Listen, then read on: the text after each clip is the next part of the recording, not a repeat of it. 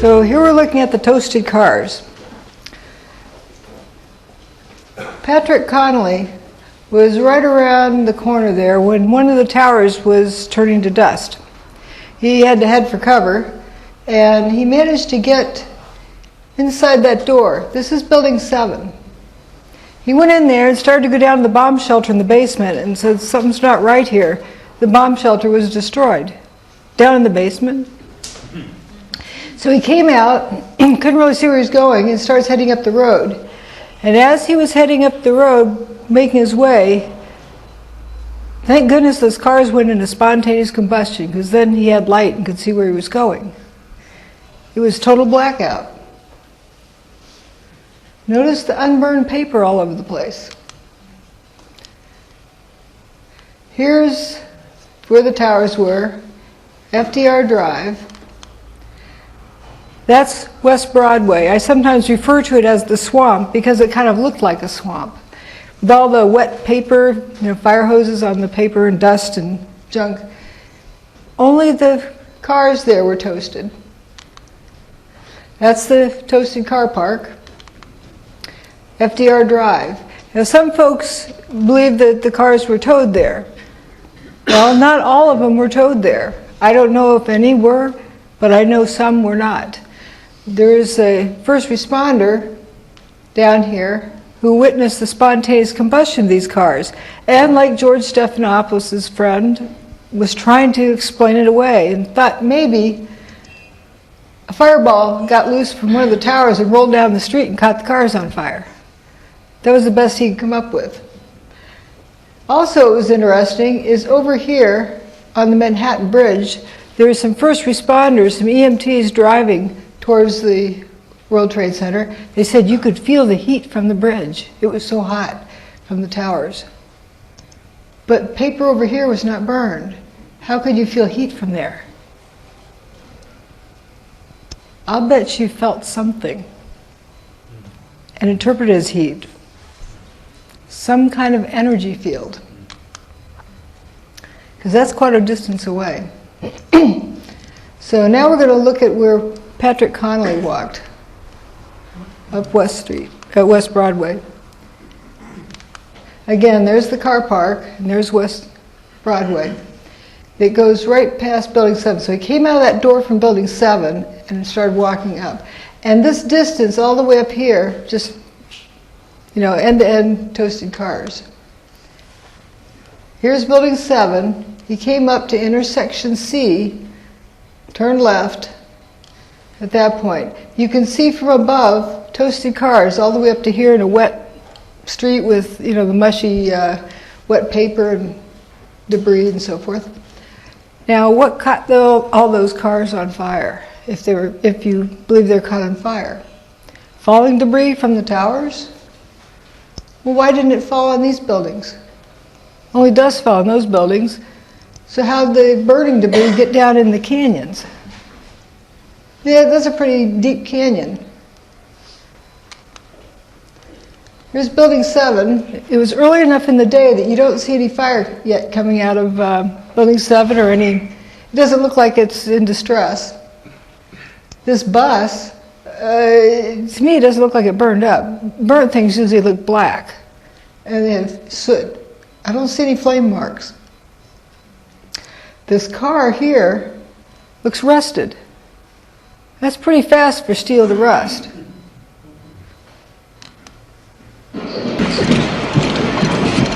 This is West Broadway. Notice the missing door handle. Missing engine.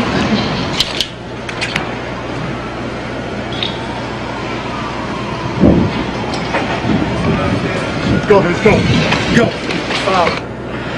3, 2. Oh, man. More debris falling from a nearby building of the World Trade Center. We're at West Broadway and Barclay. Very difficult to breathe here, but look around. This must have been ground zero where this thing blew up. Car after car after car. Buses completely obliterated and burned straight down to the steel. Behind me. That engine block? Wait, why would it be gone?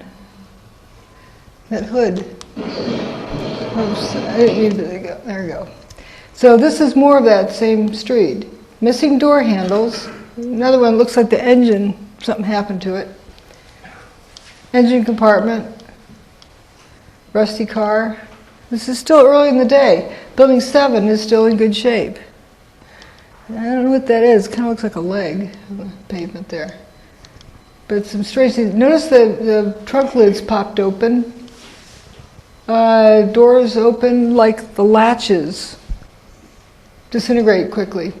This police car is interesting. Right at where the door seam is, it's toasted back there, but not up in the front. As though the rubber gasket seals it, like, electricity. Don't know. Nice tire.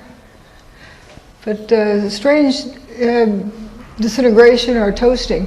Now, folks say, well, yeah, car fires are like that. I can tell you the difference between these cars and a regular car fire. Look at this windshield, or lack of. It looks like it was wire brushed almost, ready for another paint job. Cars that have been burnt from a car fire, you'd find scraps of glass left in the corner somewhere. This is like everything gone. Here's the corner where Patrick Connolly turned. It was pitch black. You couldn't have seen your hand in front of your face if it weren't for whatever this was. It looks like fire. Now, it's things I call Cheetos. Looks like little Cheetos on the ground. I brought along from the United States example of Cheetos. They look just like that. There's little orange things. Ah, now you know. What you call it, what's-its here? See how this looks like it's little orange glowing things? Now, you're not going to confuse that with snack food, but I'm pointing out that there's something weird about it. This orange thing, it doesn't really act like hot things would. And so I sometimes refer to this as a Cheeto fire. I don't want to make it assume that it's a regular fire. It may be, but maybe it isn't. This sure isn't regular. This is a contrast, high contrast version of this. Look at this fire on what appears to be fire on the side of the van. What's burning? Just the side panel of the van has flames coming out of it. And I didn't see one bit of evidence showing a gas tank or petrol tank exploded. They didn't seem to explode. It was something else going on. Paper, not burned.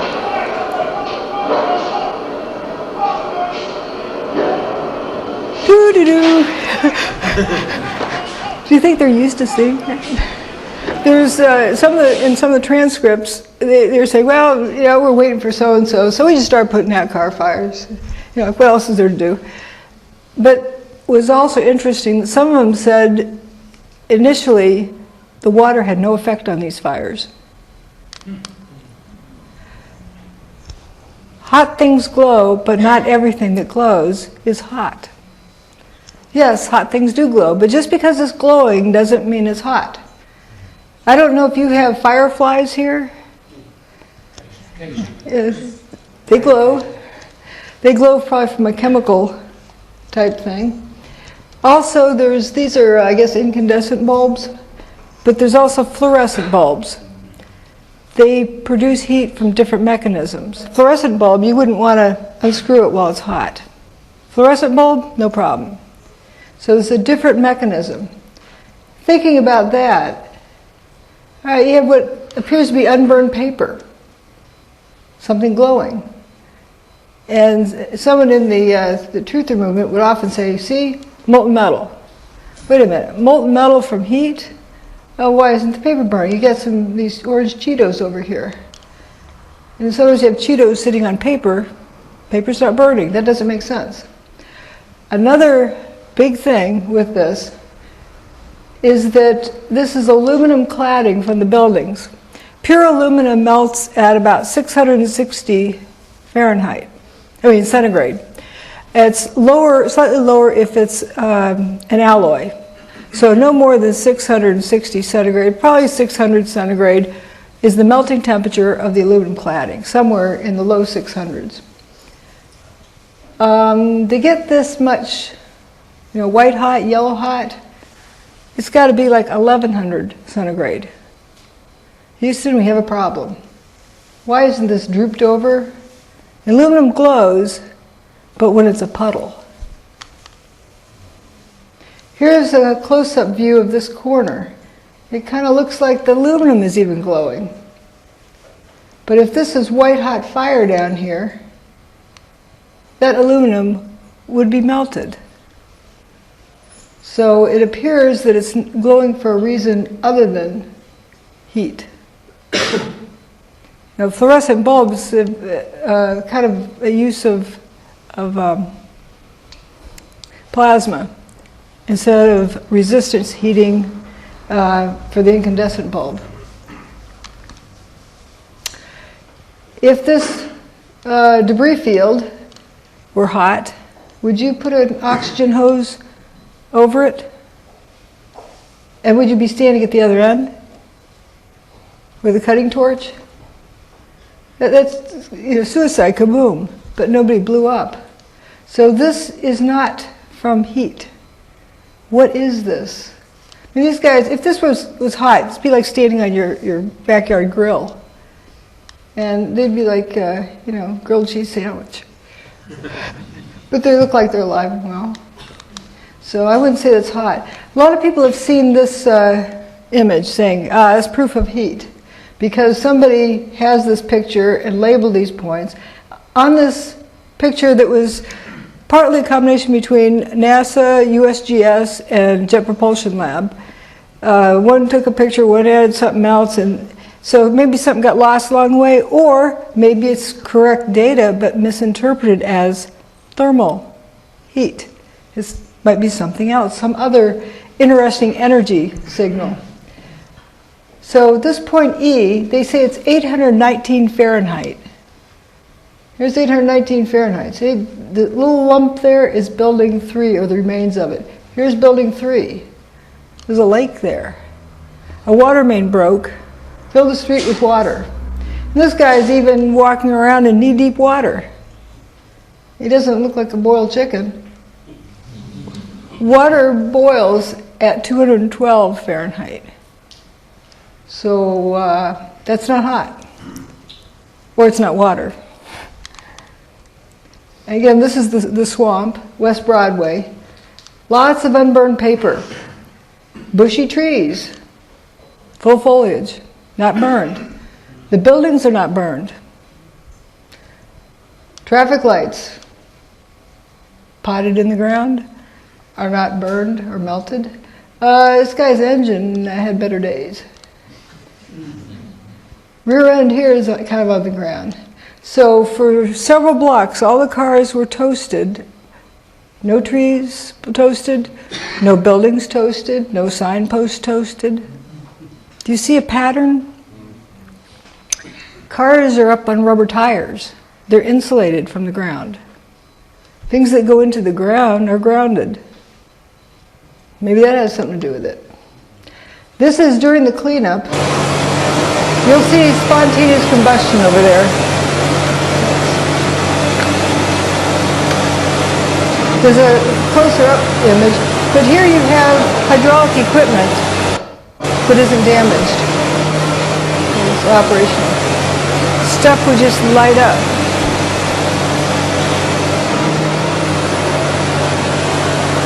People would say this is fire burning for 99 days. Well, it's not a hot fire. You know, that equipment, again, hydraulics are permanently damaged if operated over 82 degrees centigrade, about 180 Fahrenheit.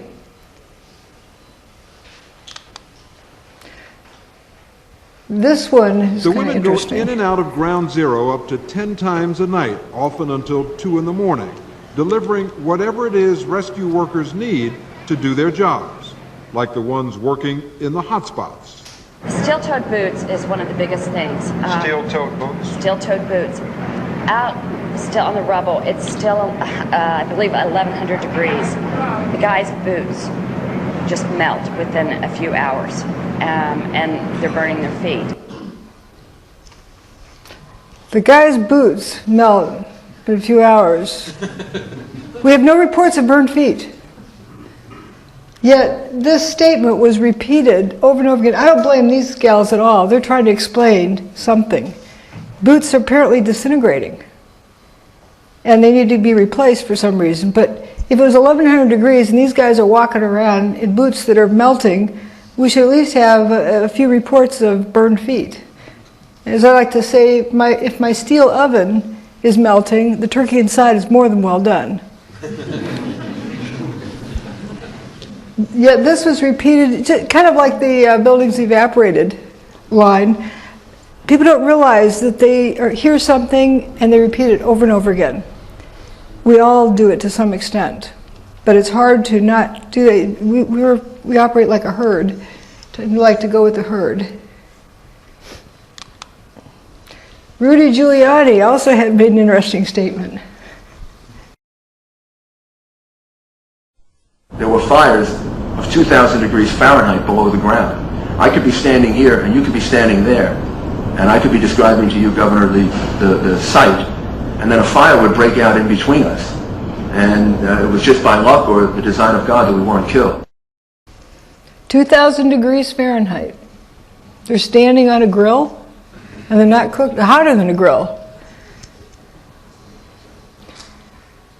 But there's something that reminded them of fire, and that was the best they could explain it, probably. So let's see, that's that one. Another phenomenon I talk about is rolled up carpets. Looks like that. You know, carpets come rolled up, but how does that apply to the building? Well, looking at how the tower is constructed, it has these prefab units of 3 columns wide by 3 stories tall. And they're loaded axially.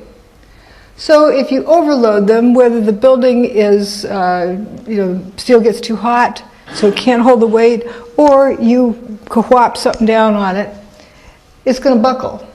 Whether it buckles in or out, it'll buckle. So it'll curve around the horizontal axis, like this. It'll bend around bend over around the horizontal axis. So why are these columns straight? A nice hole in the ground there, it's empty. Not much else around, but straight. They weren't bent over. There were some columns that were bent, but when things, you've probably squashed aluminum cans, you have a very sharp corner on them. Not smooth like that, and these are not even cracked. I don't know how you could bend that even if you heated it. A smooth bend like that without cracking it. More than 180 degrees. Those vertical columns were found bent around the vertical axis, not bent over around the horizontal axis. They were curved around the vertical axis. Doesn't make sense. They kind of look like a rolled up carpet.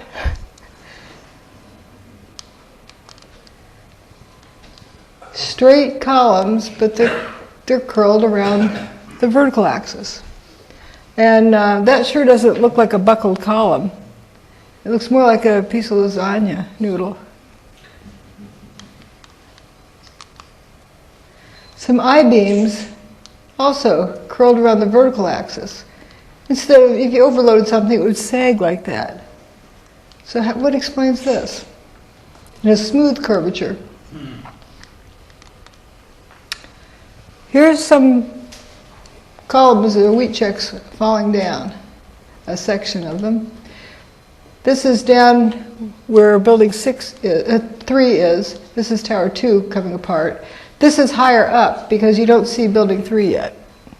So this chunk here, as it falls, notice this zone here. You see the material is missing. So this thing came apart between these 2 images on its way down. Why? It wasn't overloaded.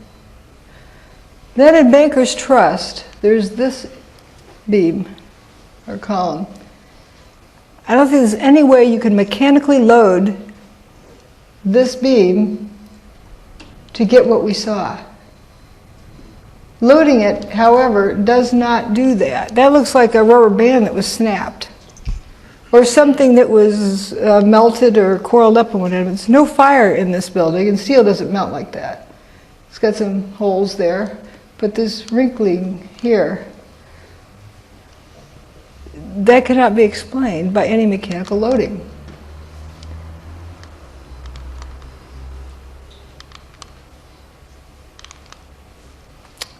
Proof of concept.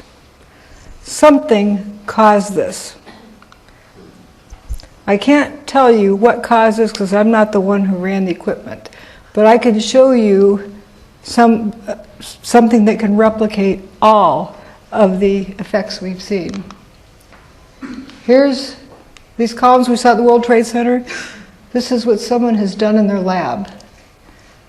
This metal is not kinked, not buckled, smooth curvature. This is solid copper, about 2.5 inches in diameter. And this is solid molybdenum.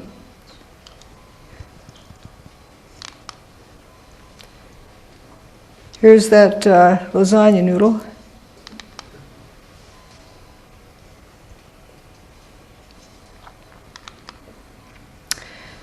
Now we have WFC1.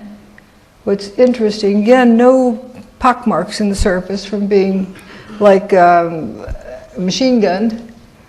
The windows are busted and the marble facade.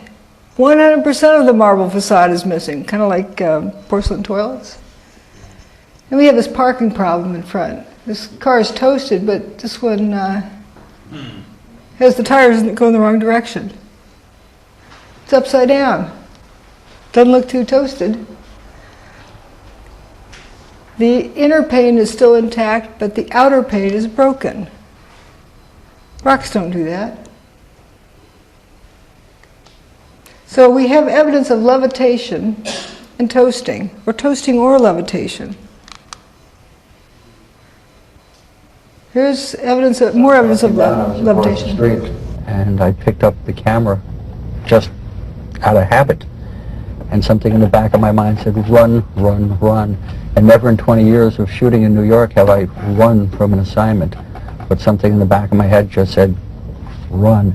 And as I hit the corner of Liberty Street, it was almost being picked up by a tornado, almost being picked up by a wave. It was like being picked up with the black cloud. The black cloud had substance. It was like night, but it had a solid feel to it. It was like gravel, hot gravel, and just picked me up and tossed me about a block. I just, at one second I was running, and the next second I was airborne. And I lost my glasses, I lost my cell phone, I lost my pager, but managed to hold on to both cameras. But it threw you for a block? I was back down at Ground Zero last week and walked the area where I have a pretty good recollection of where I was and where I wound up, and it was just under a city block.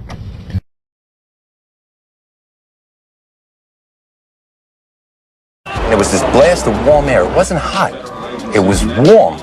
And it picked me up and threw me up against the wall of the building that was...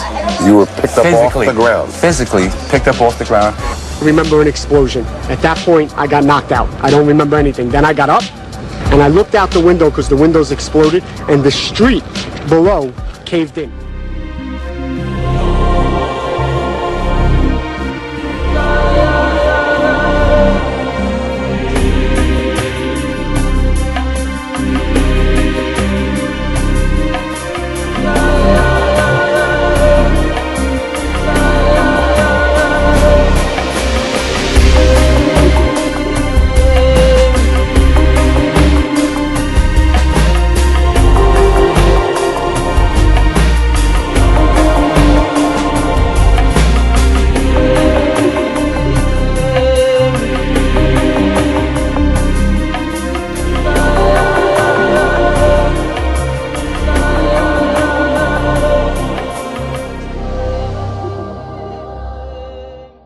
There was an EMT who carried down some stairs.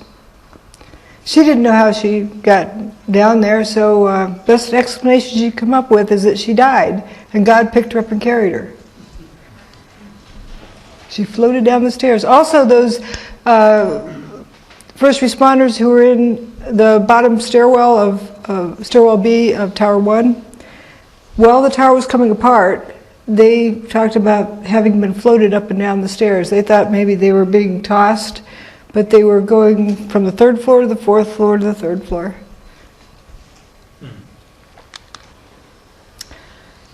Here's what somebody reproduced in their lab. It's a toy boat here. They have water flying upward.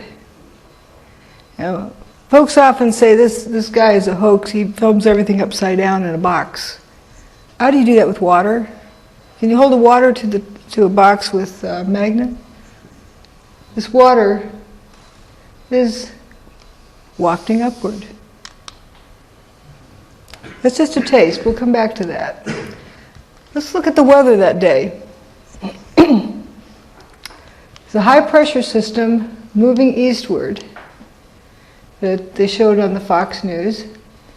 They also showed on CBS weather over Manhattan as nice as can be. Kind of interesting. Then we have Geraldo Rivera a year ago. He knows about all the hurricanes. For the past 40 years, he's celebrating of doing the news. They're reminiscing all the various hurricanes along the way. And this was just a year ago. He said this. Morning. You know, people ask me why I have been so attracted over the years to hurricane coverage, but there's risk involved. There is, the peril of not knowing what's going to happen, that adventure, and it's pitting yourself against an enemy. It's like war, only no one is shooting at you specifically. That's what the allure. But there is an area storm that the juices don't flow, and you look and check it out. Look at that. Remember that? When that? I watched that live. Too. And maybe a store on YouTube. You got to get up close and personal. And this was Hurricane Ike, I think. That was recent. That was wasn't this Rita? You would know. You know what? I think it was Rita. Rita in Galveston, Texas. Yeah, Galveston. And obviously Katrina before that changed so many of our histories. It was so traumatic. And it's one funny thing I think of if only a hurricane had come on 9/11. Remember, they didn't know how to use instruments, the terrorists. They took off in Boston, and they literally, after they took over the aircraft, they steered by line of sight. And it was that crystal clear September day. Sure was. Beautiful. And if it were only one of these weather days, history would have been rewritten. And I think about that a lot now, and especially this time of year. So are you where the peak of hurricanes is. Yeah, you're celebrating 40 years? 40 years, imagine that, isn't that? 40 years. Nary a hurricane that he misses. He missed that one. This was on 9/11. There's the hurricane he wished for. There's New York, right off the end of Long Island. Cape Cod, it was actually raining that day. There was an airline attendant who flew out of Boston that morning. He didn't know there was a hurricane until he saw it on my website. He said that before they take off, they have kind of a powwow with the crew, the pilot, the flight attendants and so forth, about any anomaly they need to deal with. No mention of a hurricane. Pretty interesting. That hurricane was the longest lived hurricane of the season, the first major hurricane of the season. Started out at the end of August. Came up this way in the 4 days leading up to 9/11, it went in a straight line to New York City. 8 o'clock in the morning, it pulled up to a chalk line, stopped, and turned around that afternoon and started heading out of town. While it was the closest point, it was the largest, kind of unpacked, like a figure skater, kind of stops, and then got smaller again and head out of town. Kind of weird that we didn't hear about it. What do hurricanes do, after all? Well, here's a storm front. Here's the ground. You have like a static field between the two. Ahead of a hurricane or a weather system, you know, people often say they can feel the weather coming, they can feel the weather changing, because they feel that different energy system. And you often get dry thunder ahead of a weather system. It's sort of like arcing between 2 points. You know, when you drag your feet along, coming up to, you know, across the carpet and come up to a door handle and reach out, you get a spark, it arcs across. It's kind of like that. Guess what? On 9/11, the 3 major airports surrounding Manhattan reported thunder. In JFK Airport, LaGuardia Airport, and Newark airports. So we know that hurricane was close enough to cause a static field around it. Here's what was shown on these four networks about 10 minutes to 15 minutes before the North Tower got its hole, before the first event of the day. So there's no reason to not have business as usual. I drew in these red arrows pointing out the lightning all around the perimeter of the country. Because there's this high pressure system, and all around the edge of that you had an electrical storm going on. But here's what should have been shown. And a weatherman that I know, Scott Stevens, said, like, how much effort does it take to put an icon on the map? Here. This is the approximate size of the hurricane and the location at that moment. In full view, is right against the coast. Let's look at the Earth's magnetic field. Oops. Several days before 9/11, it was kind of uneventful. Now, this was recorded in Alaska, ground-based magnetometers at 6 different locations. I also looked at satellite magnetometers. That was uneventful until about a day later, until a day after 9/11. So there was no space storms, you know, the sun didn't have any coronal mass ejections or anything like that in this time period. These vertical lines are when each of the major events happened on 9/11. WTC-1 first gets its hole, and then WTC-2 gets its hole. WTC-2 goes poof, 1 goes poof, and Building 7 goes poof. But the key thing here is approaching this. Notice about 20 minutes before the North Tower gets its hole, the magnetic field starts to shift downward. As soon as it gets its hole, it starts back upward. And as soon as the second tower gets its hole, it goes horizontal again. But it starts going downhill, really goes downhill after Tower 2 goes away, and then when Tower 1 goes poof, it really drops off and it's haywire all afternoon. Until Building 7 goes poof. Just coincidence, right? Then it's sort of back to normal almost. Now, what was going on all during this time? All of that, the fumes and stuff were pouring out of Building 7. Like all of the mass was pouring out of Building 7. It was dustifying. So here's the magnetometer readings. Here's the weather reported at JFK Airport. Notice the humidity goes down in a linear pattern. This is the pressure, air pressure at JFK Airport. Notice it was going up because we had the high pressure system moving in. At the same time, the hurricane was moving in from the other direction. And guess when they met? 10 a.m. on the morning of 9/11. We have 2 counter-rotating systems. Hurricanes move one direction. High pressure systems in the northern hemisphere move the opposite direction. They sometimes call them anticyclones. So the hurricane's a cyclone and the high pressure system's an anticyclone. So 2 counter-rotating systems right over each other. Let's get back to more proof of concept. The Hutchison effect. John Hutchison's work reproduces all of these same effects, all of them, more than the ones that I've even shown you. A summary of the type of effect, jellification. Things turn into jelly. And then when the when you turn the gizmo off, they re-solidify if they haven't separated completely. And recall the curved beams and columns that weren't kinked or buckled or crackled. Bent beams, slow bending of metals, shredded metal structures, fractured metal structures, peeling appearance, like the metal's just peeled open, even though it's an extruded metal. Fusion of dissimilar materials, like paper, looks like it's melted inside of steel. That's pretty weird. Thinning and rapid aging, lift or disruption, toasted looking metal, circular holes in material, like buildings, reduced mass of materials, rounded holes in glass, lather. There's a tremendous amount of, weird fires.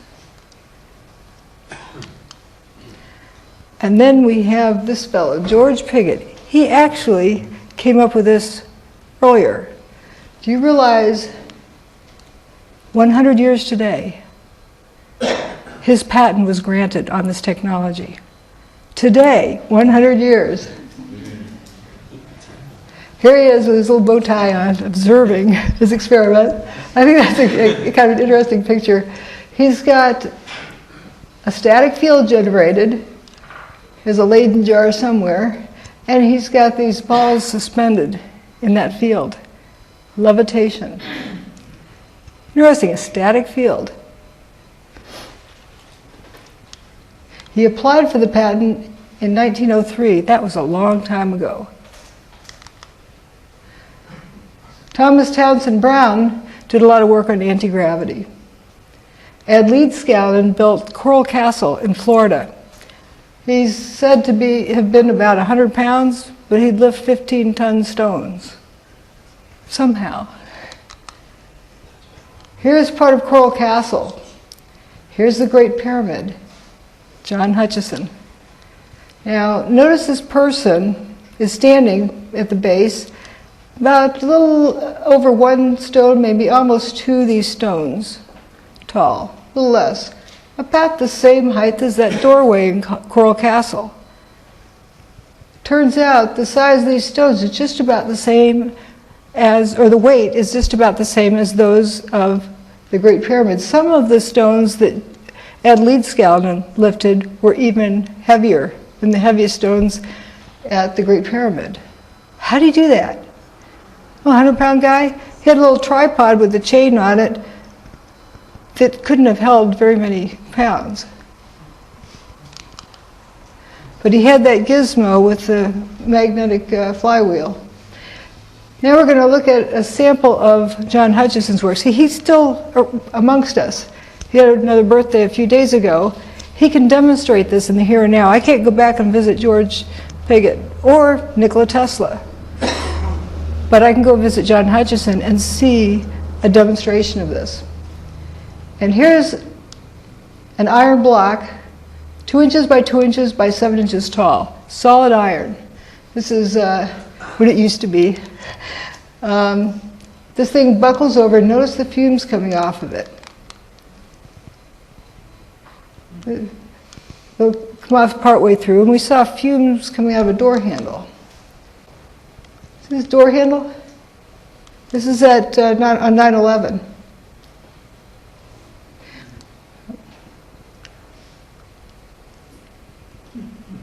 The fumes.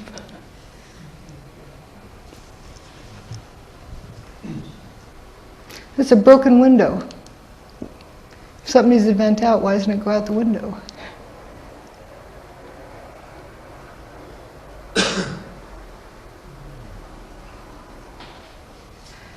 And John Hutchison's samples are a little bit cooler than ambient temperature after he's finished with them. It's not hot. Kind of reminds you of these, what look to be fires, the Cheeto fires and Cheetos in the ground. They're orange, they're glowing, not necessarily hot. John has a boat, toy boat in the water. Notice when he turns the power off, you can see when it's going because the water jumps up. The boat goes into spontaneous combustion.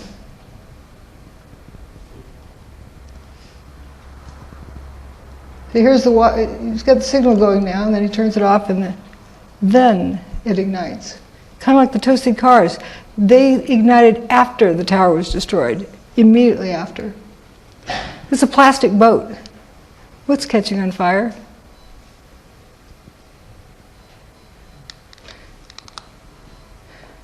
This thing's kind of interesting. A solid piece of steel. Jelly.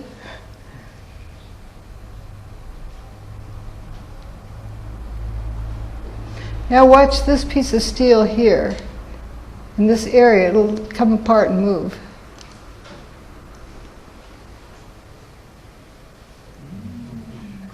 He plugs this into a regular wall outlet. He's not efficient about it. He's not really a scientist. He just enjoys playing with this different type of technology. He tried to replicate the work of Nikola Tesla, and he started discovering, hey, this is fun. Listen, we can make this thing fly up in the air. And so he does it with a sense of intuition and feel for how to mix the signals. What he does is create a static field, and within the static field, he interferes radio frequency signals, like microwave, as an example. It's not the microwave signal, and it's not the static field. It's the combination. It's kind of like a key opening a lock. Another kind of interesting issue. This is right across from where that building went missing. Building 4, right across the street from it, you have these round holes through one pane sometimes, without breaking the inner pane. Holes here, they're roundish kind of holes. Some look even more round. If you throw a baseball through it, I'd love to see a kid ask the teacher this. Teacher, when I throw a baseball through the window, it looks like a spiderweb pattern. Why doesn't that look like that? Because when a rock hits a window, a mechanical load hits a window, it bends it. And glass is a brittle material that can't handle tension. And that outer edge, when it bows out, breaks from the tension. So what's going on here? This is actually done in someone's lab with longitudinal energy waves. This is kind of an analogy I drew. Imagine this, turn it sideways and drop a pebble into a pond and it sends a ripple out. Imagine something not a mechanical load but another kind of load that sends a ripple outward. I wonder if that's what makes that round hole. It is very rounded. Let's go back to look at them, keep jumping around because all these things kind of come together.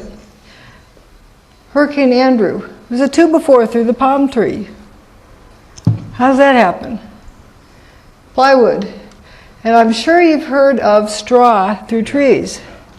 But we're told, we don't know this, but we're told the straw is flying so fast it goes through trees. Does that make sense? You stop and think about it? Because force is force. Equal and opposite forces on the two. How can straw build up that much force to go through a tree? Well, it turns out that with John Hutchison's work, he's got this knife in this aluminum block. He's also got a piece of wood in aluminum. Wood would burn up if you heated it hot enough to melt the aluminum. But they blend into each other. It's as though when the signal is turned on, I say it's sort of analogous to musical chairs.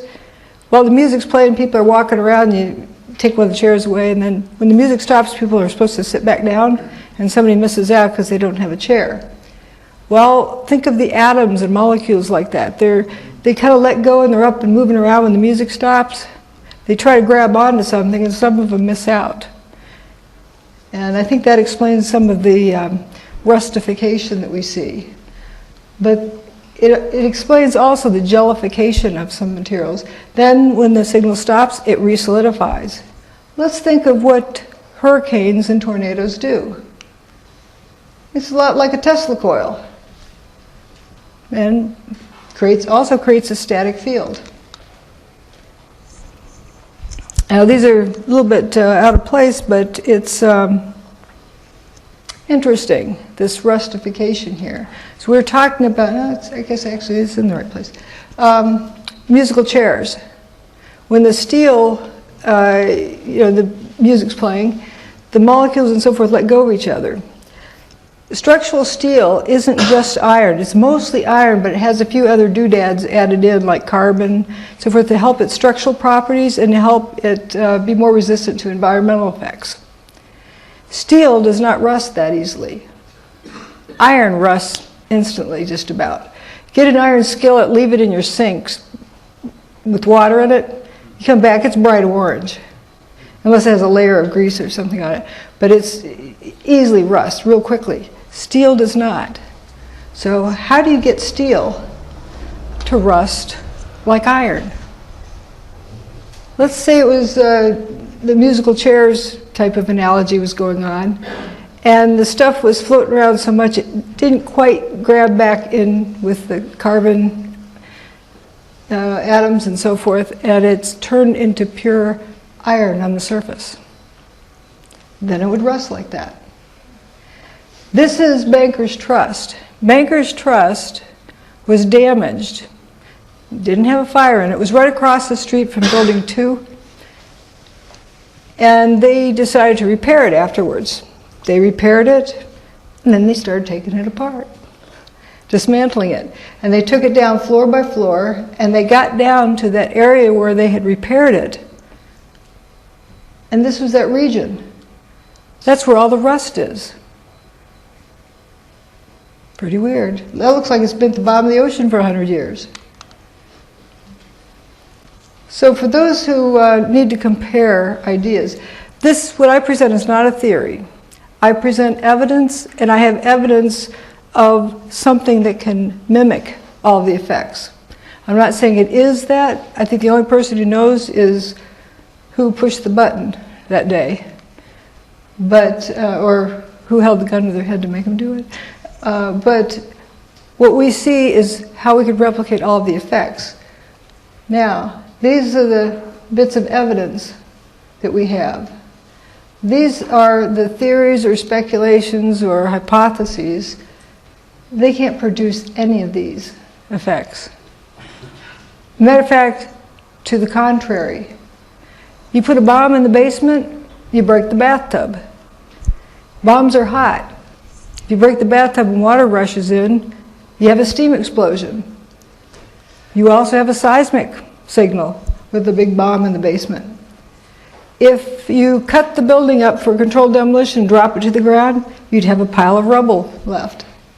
It just goes on and on. None of these things can explain any of those. So, where did the towers go? Gone with the wind.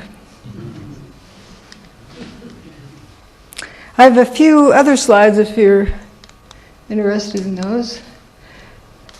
After this, I just put them in at the end. What thermite does, for anyone who's not cured of that idea. There's a slight problem with thermite. If thermite were used to destroy the towers, there's something missing. I don't know if you've heard this song before. Blinded by the light.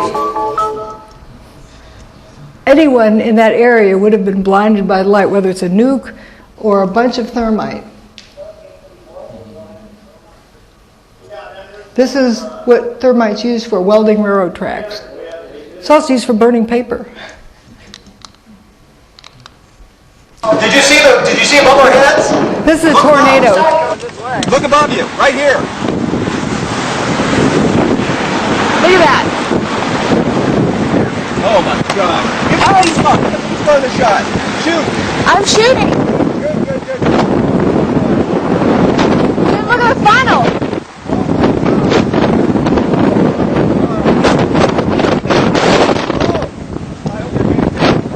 Oh my God, look at the funnel. This is incredible. We're backing up. We are. Oh, I hope he backs up. He's going to be right in the middle of that. We're backing up. Oh my God, are you getting this, Katie? I am getting it. I gotta get some shots. I gotta get some shots. Hang on. Ow! Sorry.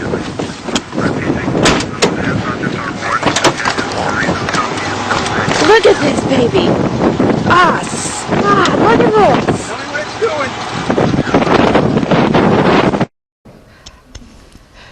Folks think of tornadoes as being like a vortex, that, like a toilet draining that comes down from the sky. It's an energy field, a vortex type of energy field that happens to occur naturally. This one started from the ground up. It's a potential between the clouds and the ground. It turns out that there's a whole lot of similarities between this and what happened in 9/11. People talk about anti-gravity. And those who've been inside a tornado and picked up by one, they can breathe fine. It's not like a big vacuum cleaner. Hopefully they don't get too busted up. Let's see. Is that now that you've seen all of the slides, you look at this. Can you call that a collapse? That is a new process we've never seen before. This looks like a squirting out. Or like foam. It really wasn't that loud. And there's something else that some folks have wanted me to talk about. Here's the hole in the North Tower. The plane-shaped hole. It's a hole. I don't go into why it's there, what caused it. But what I would say is this little slot here, airplane wings can't do that. But up here at the 105th floor, notice that fellow. We're going to take a closer look. We heard about all these jumpers. There he is there. These guys over here, some of them have their shirt off, some have their pants off. Does that make sense if it's hot? Would they do it because of a bomb in the building? Would they do it because of fire? Why would they do that? And this fellow looks like he's taking his pants off. This is the 105th floor.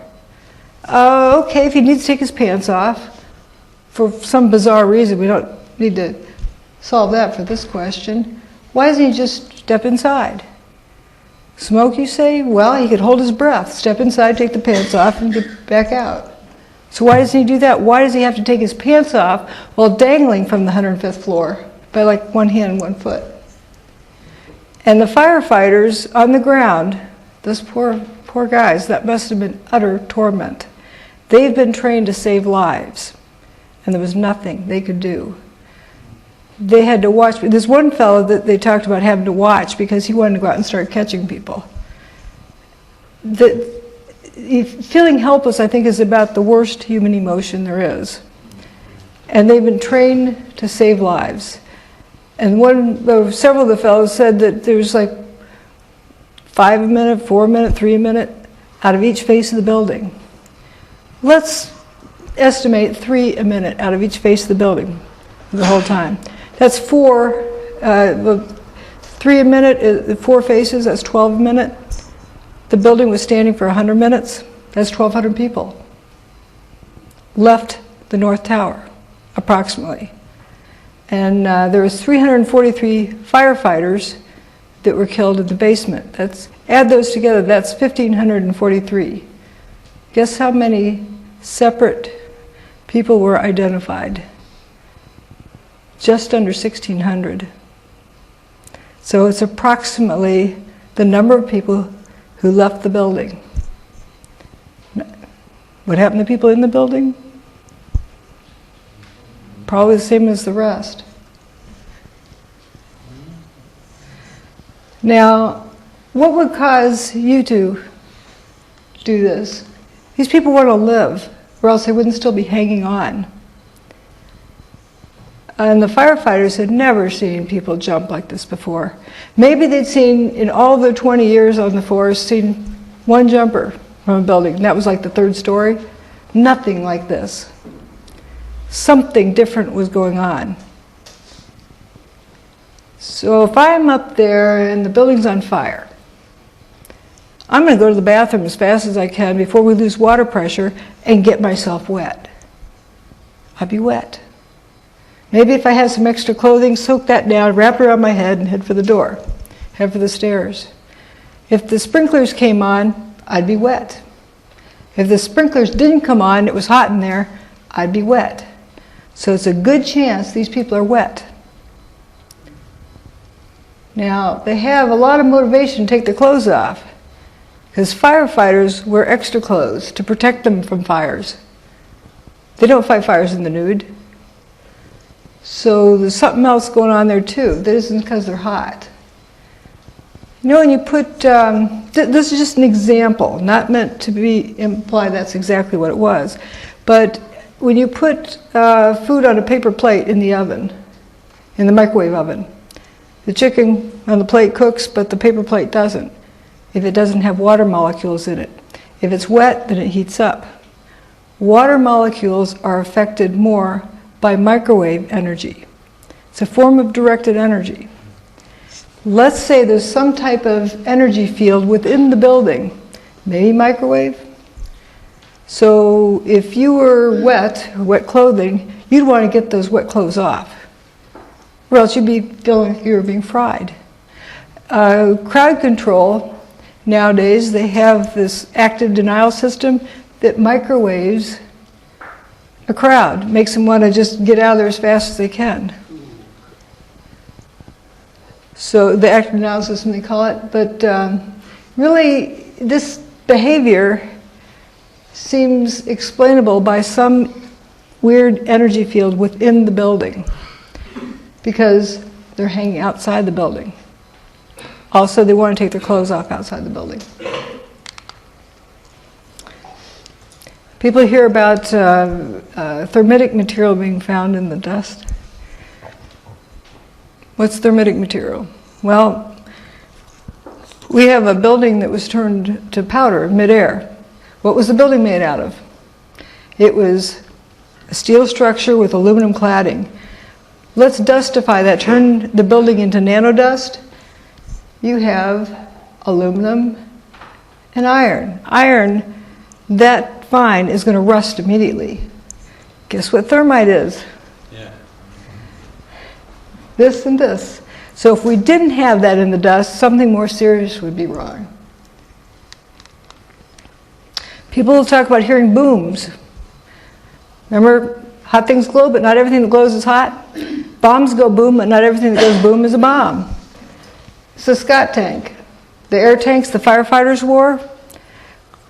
There were quite a few firefighters who witnessed Scott tanks exploding at ground level that were in fire trucks. So, pretty much ends it.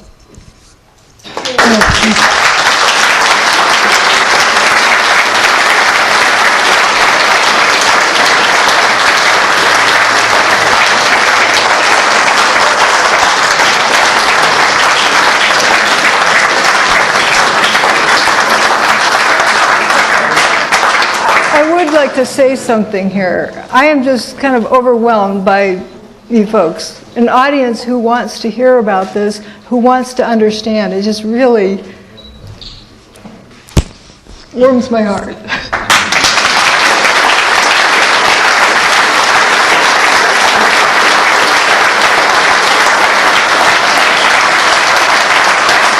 Thank you. Thank you.